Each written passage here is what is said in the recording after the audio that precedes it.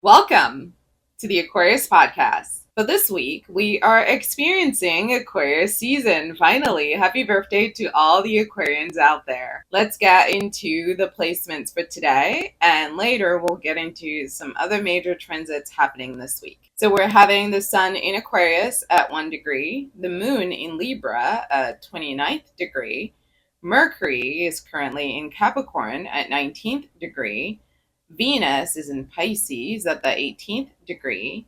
Mars is still in Cancer at the 24th degree. We have Jupiter in Gemini at the 11th degree. Saturn in Pisces at the 16th degree. Uranus in Taurus at the 23rd degree. Neptune in Pisces at the 27th degree, and Pluto in Aquarius at the 1 degree. So we have Pluto at the sun and Pluto officially in Aquarius, which is very exciting for all of the folks out there who have Aquarius with the sun, moon, or rising. You guys, your whole world is about to change. You have no idea. Okay, we can revisit this in the future. Now, moving on to North Node being in Aries at 0 degree, and we also have our Lilith in Libra at the 22nd degree, and Chiron in Aries at the 19th degree. Now, starting with the moon, there may be some tension in the air around how we interpret justice and how we feel about justice in general, because Aquarius is now at the sun. It's going to be specifically regarding social justice. Here in the United States, there's been a peaceful transfer of power from the Democratic Party to the Republican Party. And as a result of that, there have been many changes that have been rolled out so far. And there will be many more, over the course of the first 3 months. Which is when the bulk of, the change is going to be happening. I need you to know that this period is starting now. This period of people investigating what is fair, what isn't fair, what is a just world for us, what does it look like, and how do we decide that?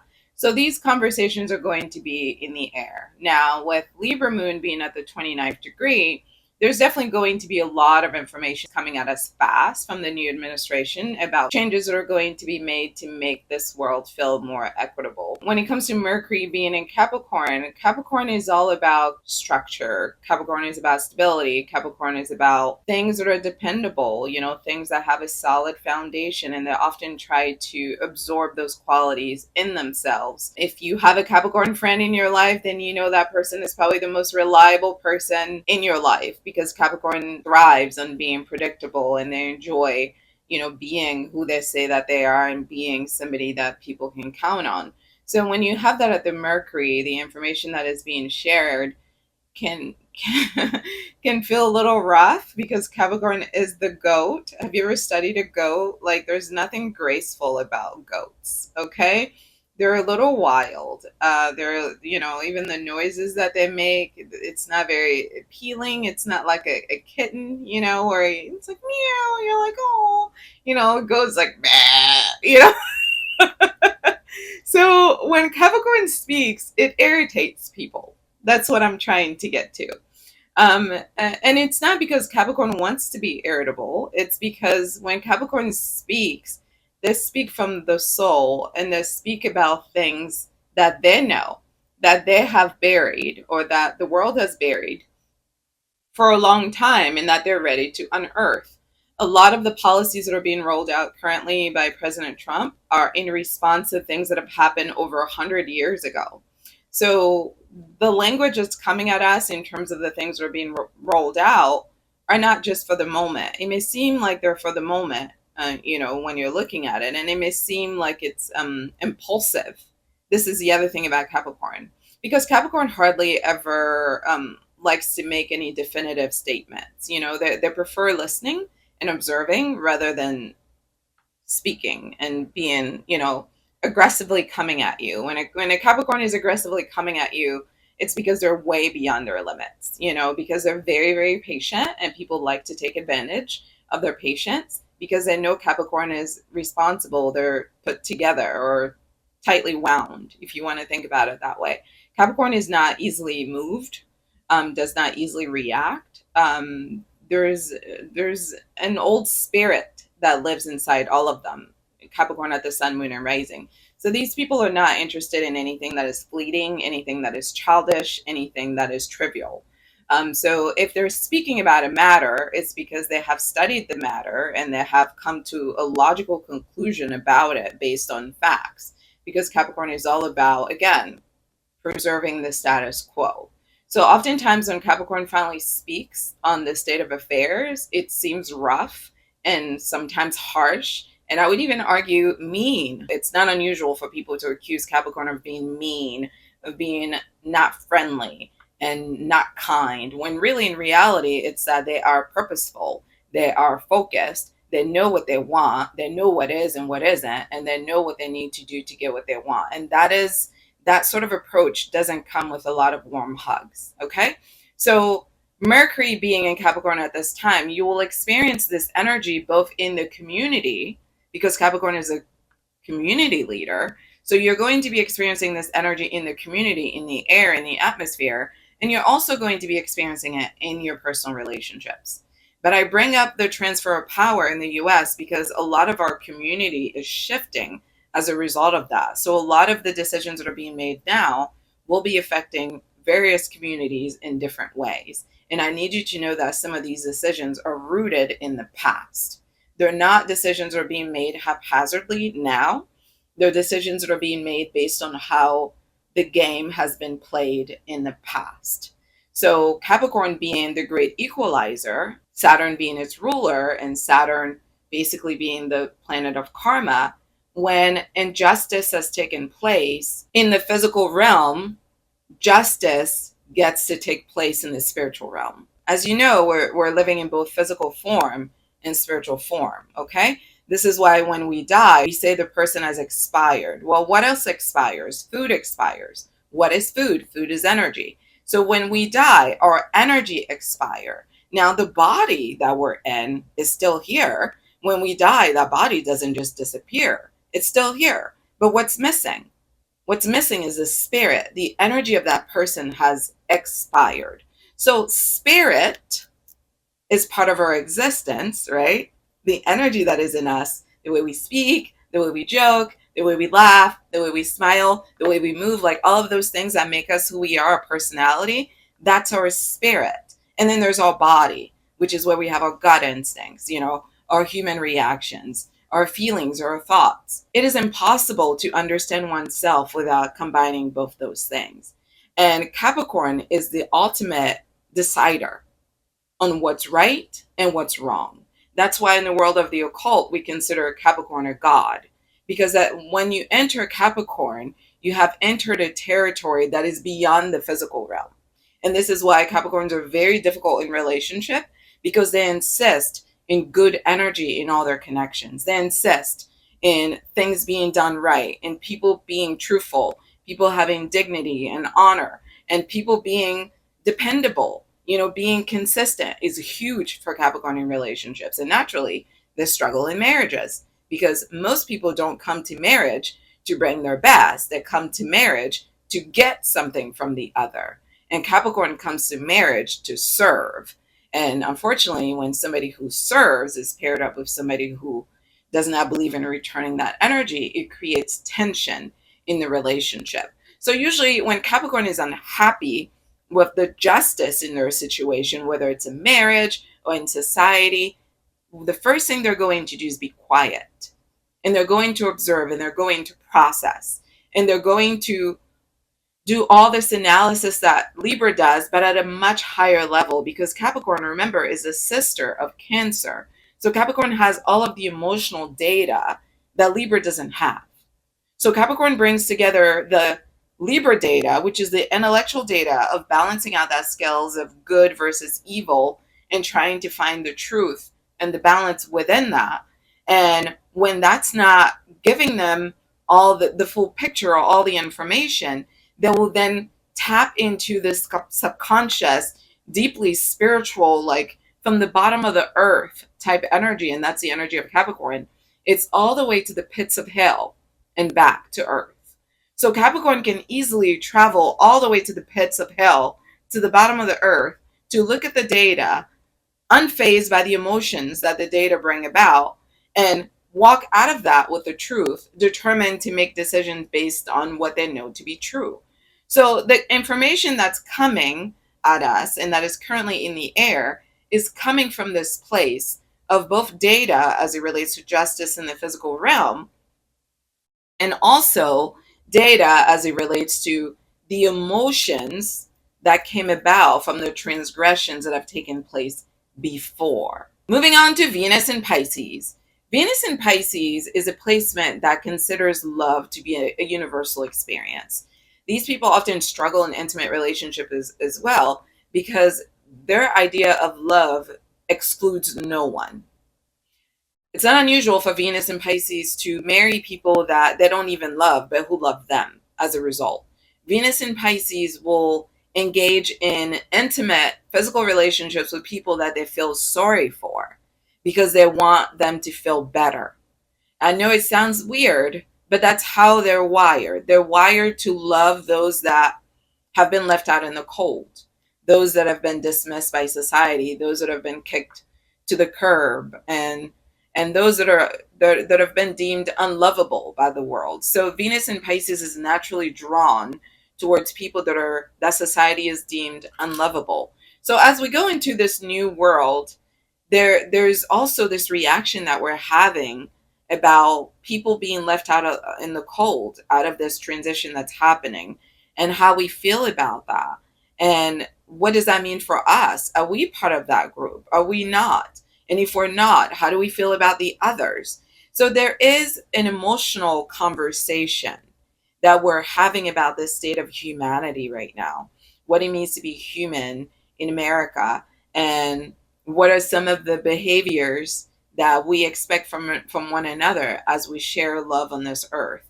So naturally, some of that may create tension with what's happening with Aquarius. Saturn is also currently in Pisces. As you know, Saturn is a planet of karma. So having Venus in Pisces and Saturn in Pisces is very interesting at the same time with Mars in Cancer. This is all watery energy. It's all an emotional mess, basically. It's a lot of messy feelings all over the place that we're trying to sort. We're trying to make sense of all of the changes, which can feel chaotic to us, and trying to find our center. Which takes me to my next point, which is Jupiter. Jupiter is currently in Gemini. The way to the future is through our heads. Okay? We have to think. We have to be willing to engage in critical thinking. Critical thinking has to make a resurgence in American culture. We have to bring it back. I understand that critical thinking is uncomfortable because when we're curious about things and we start researching them, we find things that make us feel bad, that make us feel uncomfortable, and we find things that don't align with the ideas that we had before going into them. I'll give you an example. During President Trump's first term, the media machine was very active in how they were describing him. And many of us have believed everything that was coming at us. Some of it was true, some of it was untrue, but we weren't critically thinking about what was coming at us. We were accepting all of it, right? So much so that there were some statements that were made about him that were untrue that we believed to be true. For me specifically, in this first term, there was, because remember, this is coming after Barack Obama, who had just legalized gay marriage so that people like me could finally have a spouse and be able to, have access to the rights that other people have had since the beginning of time. Now, there was this conversation about him, or this fear that was being pumped or generated in the media about him undoing gay marriage. Now, was there any indication that he was going to undo it? No. Did he actually say anything about him undoing it? No. When you do any research about him during his first term, or when he was running during the second term, did you hear him say anything about gay marriage or his hatred of gay marriage or him wanting to undo gay marriage? No. But somehow, many of us were convinced that he was anti-gay marriage and anti the queer community, and that was just something that we absorbed because it felt comfortable. It felt natural because that's what we had been fed for all this time, with all the fear mongering about what he was going to do for us, or with us, so to speak. So I use this as an example to say that thinking requires challenging emotions. There is a fear that is here because things are changing. All of us feel it. The people that voted for him feel it. The people that didn't vote for him feel it. We all feel it because humans are creatures of habit. Humans are creatures of habit. And when things change, we don't like it. We don't enjoy it. It's not our favorite thing. We'll adjust, but it's not our favorite thing. So we're basically having a do-over where things are changing again and fear is coming at the forefront. And I would like to encourage all of you to check your fears with some data. Check your fears with some facts, some research. Develop some curiosity about what you're hearing in the news, what you're hearing in the media, and do your own research about these things and balance it out and walk away with what is the truth for you. Moving on to Uranus. Uranus is currently in the sign of Taurus. It's currently retrograde, much like Mars in Cancer's retrograde. The money issues and the way that we do relationships and what emotional safety looks like and feels like for us is retrograde. Jupiter in Gemini is also retrograde. So it's really a mixture of difficult emotions, and a lot of us are feeling fearful about our financial stability in the future.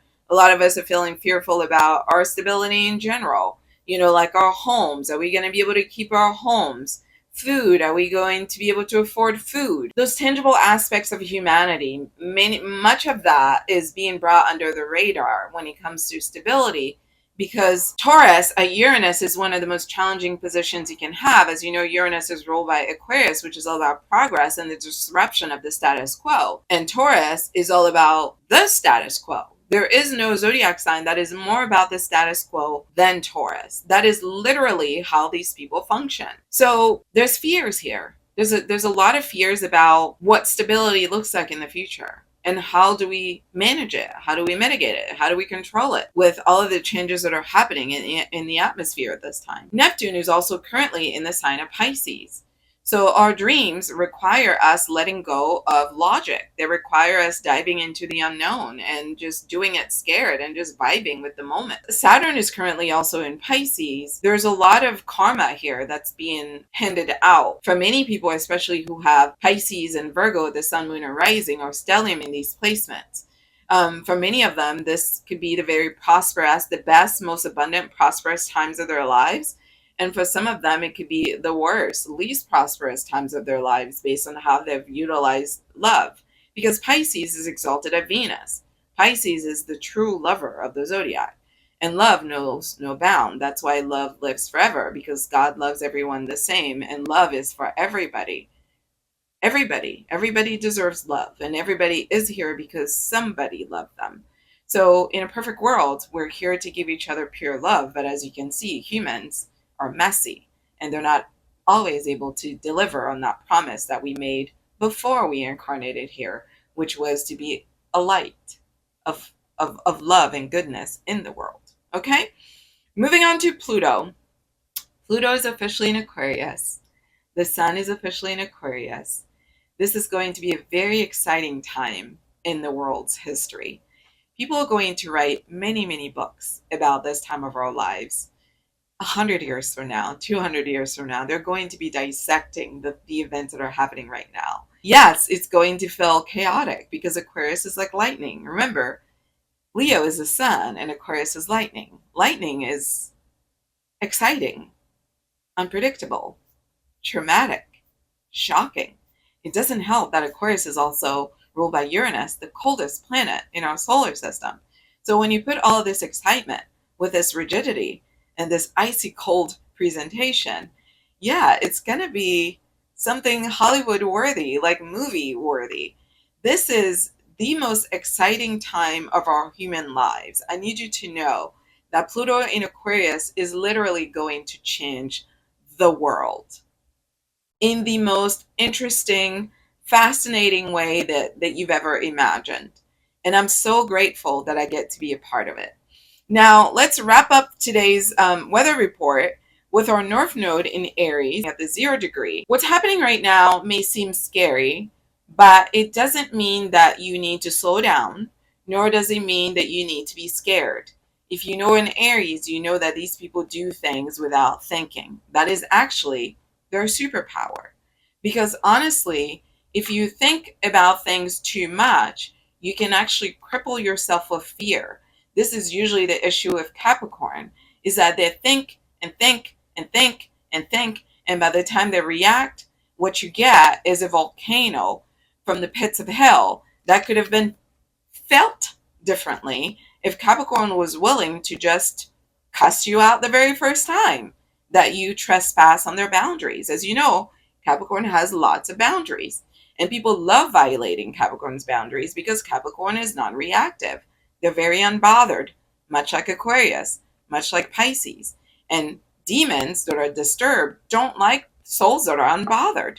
They want to transfer their negativity from themselves to the souls that are peaceful. And the older souls tend to be more peaceful because they're more tapped into the spiritual realm. So Capricorn will let you do things that are inappropriate because they're hoping that you will self-correct, and that's why they don't react.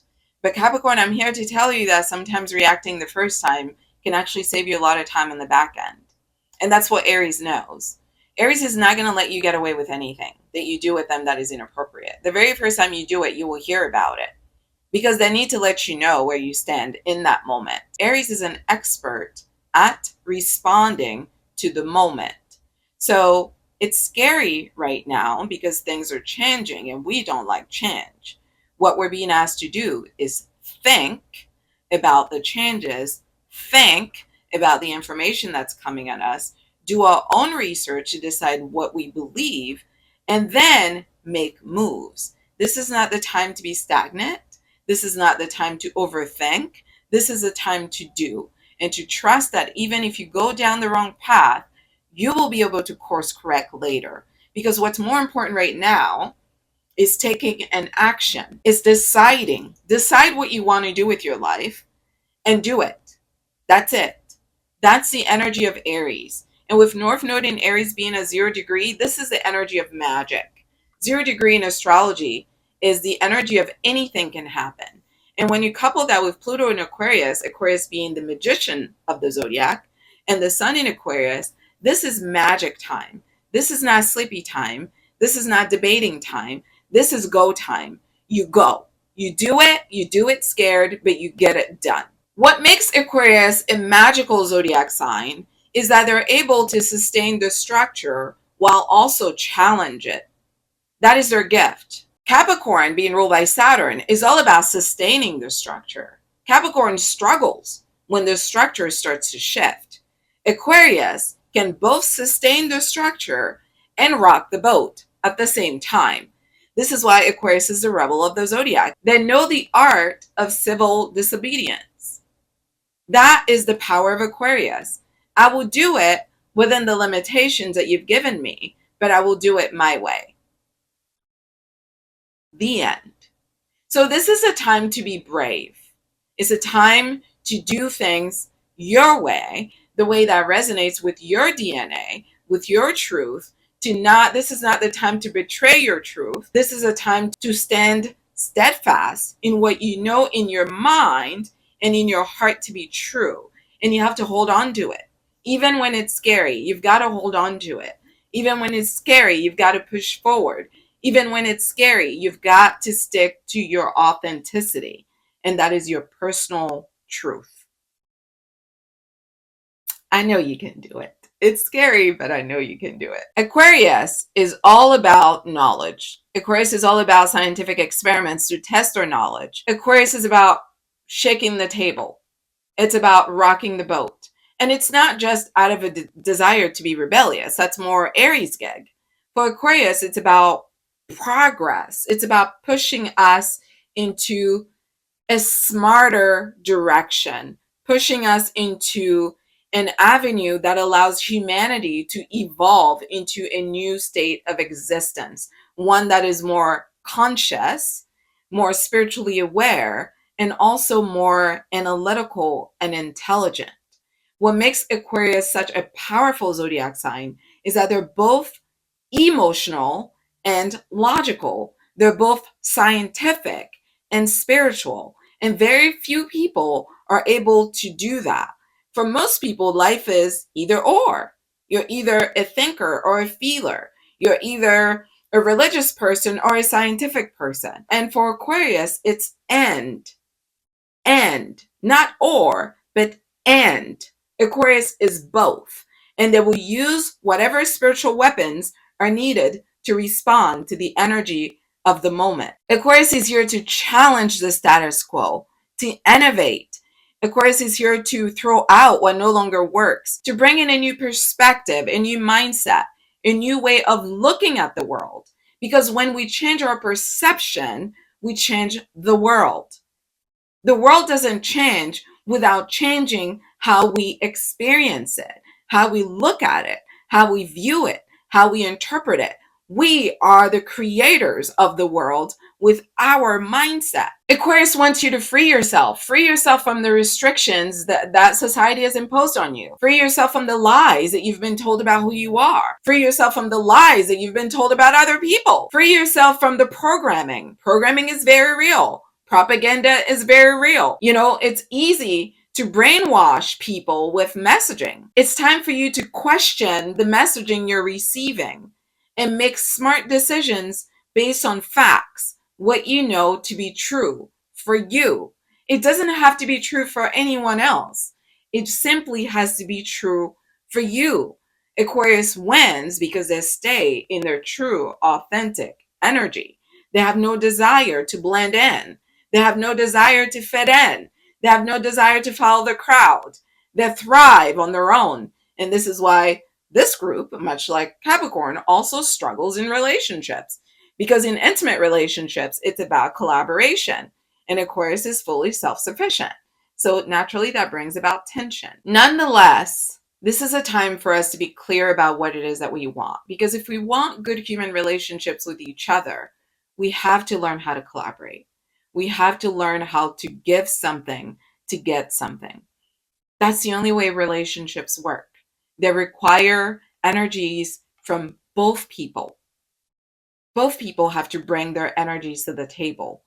And if you're an Aquarian, Sun, Moon, or Rising, and you've decided to be in a marriage, in a partnership, in a relationship, there's a responsibility upon you to be more attentive to your partner because you have agreed to do partnership. And partnership means collaborating. Partnership doesn't mean individuality. It means collaborating. So figure out how you can collaborate within your limitations. But by no means are you being asked to lie to yourself about who you are, because that is the worst Aquarius sin, is to deny the self, because the self is how we connect to divinity. And not honoring the self in a way is disrespecting God. Mars in Cancer is bringing a lot of passive aggressiveness at the forefront because Mars is in the worst placement at Cancer. Because Mars is about war. Mars is about aggression. Mars is about fire. Mars is about Aries. And Cancer is about water. Cancer is not fire. Aries is masculine. Cancer is feminine. It doesn't work. So Mars and Cancer, typically when they have an issue, these people, instead of directly addressing it, they find passive aggressive means to convey their concerns. So you may experience some of that in yourself. You may feel moody. You may feel unstable emotionally with a lot of ups and downs. You may feel easily irritated and frustrated. And you may feel like you want to lash out as a result of that instead of using your words to communicate. I would encourage you to push through the discomfort and find your words, find your grown-up words to express what you need to the people in your life that you love and who love you. We're not going to get forward into a better future if we refuse to act like adults. Adults have to communicate. Children can cry and have a temper tantrum when they're unhappy, and the grown-ups in the room understand their children. But all of us are adults now. So we can feel the feelings. That's normal. We all have them. And then we still choose to do the adult thing of speaking our minds and checking our paranoia against actual facts and being intentional about getting to the bottom of our feelings, developing some inner curiosity about, why do I feel this way? Have I felt this way before? When was the last time I felt this way? What triggered this feeling? What can I do to feel better? These are questions that we have to be willing to engage in as adults. So feeling the feelings is perfectly fine. Having the feelings, perfectly fine. Reacting in an immature way from this place of emotional immaturity as an adult is not fine. That's not okay. Because if all of us go around behaving this way, what does the world look like? This time is a time to cultivate love for ourselves and love for each other. I know the energy right now feels divisive and feels scary, but more than ever, we need to come together. The threats that are going to come from the outside of America are going to be so great that we will need to rally together to be able to make it through Pluto and Aquarius as one. And we're not going to be able to do that with division. I understand that we all have our different ideas about how the world should be, but we have collectively elected a leader that we have decided, based on our democratic process, is in charge of our future. That's what we decided. And we believe in democracy. This is why Europeans came to America, right? Because we didn't want to be under one rulership. Well, we're here now in this democracy that we decided on. So we have to find a way to function within this democracy. Part of this energy that we're getting right now feels like it may not be a democracy, but I promise you that that's just how it feels for now. When the pendulum is off, you have to swing it all the way back to the other side before you can get it back to the middle.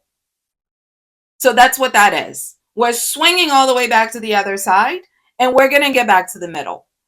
But we're not going to get back to the middle tomorrow. It's going to take some time. What we're being asked to do is to trust in this process, to trust in this new leadership. That is what astrology is asking us to do, to trust in this new direction and to find mechanisms within this new direction to create sustainable change on Earth that makes life better for everyone. And that's going to take work, but it's an endeavor that is worthwhile. Jupiter in Gemini started on May 24th of last year, and it's going to continue its transit until June 9th of this year. Jupiter is the planet of luck, of expansion, of growth in astrology. It is ruled by zodiac sign Sagittarius. Jupiter is the largest planet in our solar system. So the key to our salvation, our abundance, our success, our growth, our expansion, both on an individual level, in our communities, and in the world, is our willingness to think outside of the box. We have to be willing to think outside of the box. I understand that some of the measures that are coming down are frightening for some of us. I get it. But what I'm trying to get you to understand is that these measures are necessary for our evolution, number one. And number two, there is a method to the madness. We're being asked to trust. We're being asked to trust that everything works out in the end, because that's what Aries does. Aries does it without thinking because they trust. Aries does it without thinking because they have faith. Aries does it without thinking because their vision is clear. When your vision is clear and you know what you want to do, trust it. It may be murky, it may be messy, it may be scary, it may be sad, it may be confusing. It's okay to feel all the feelings. Let's feel them. But ultimately, we have to become one. We have to believe in this American dream, okay? We have to believe in it. And faith, the reason why a lot of people don't believe in God is because they can't see God. Because faith is hard. For some people, if they can't see it, they can't touch it, like karma. A lot of people don't believe in karma because they think, if I didn't see them get their punishment for what they did to me, then it's not real. And I'm here to tell you, baby, you don't have to see it. Just trust that it's real. And at least fight the desire to be so arrogant that you believe you know it all. Why don't you just hedge on that bet a little bit? It's kind of like, Yes, you could believe there's no God, and you could believe there's no spirituality, and there's no accountability for our behavior, and there's no karma. You could believe all of that. But what if you're wrong? What if when you die, you're wrong? You find out that you're wrong. Wouldn't it have been better for you to hedge a little while you're on this side to try to do as much good as you can? That to me seems logical. And that's what makes faith difficult, because we're asked to do and to believe in what we can't see. If we could see it, it wouldn't be called faith. It would be called, that's a fact. But it's faith because we can't see it. So we're being asked to trust in what we can't see. Trust in this American dream. Trust that this life that you're living was designed by the highest, most intelligent power in the universe. And trust that it has meaning and purpose. Because you're one on one. You're one of one. There's no one like you. Nobody in the entire universe like you. Even identical twins are not alike. You're very special. And you're here for a special purpose. And the special purpose that you're here for is inconsequential of the environment. The things that are going on in the environment that are making us feel pressure, they don't change who you are. And they don't change your place in the universe. And they don't change the fact that God has a plan for your life. And that's why you're here. And that's why you and I are connecting right now. All of this was arranged, ordained. All of this was a mechanism put in place before we even arrived here. So trust it. Trust it and do it scared. That's my astrology weather report for this week. Feel the feelings, think it through, trust yourself, and do it scared. If you follow these steps, you will land where you need to land. You may not see the results of that today. You may not see it tomorrow, but I promise you, you'll see it, because Aries is exalted at the sun. So nobody has a bigger ego than an Aries, and there's a reason for that. When you're vulnerable, you have to have guts. This is a time to be courageous, to have guts, and to move forward. Thanks so much for listening. How are you feeling this week? Leave your comments. Thank you so much for hanging out with me. I'll catch you next week for another episode.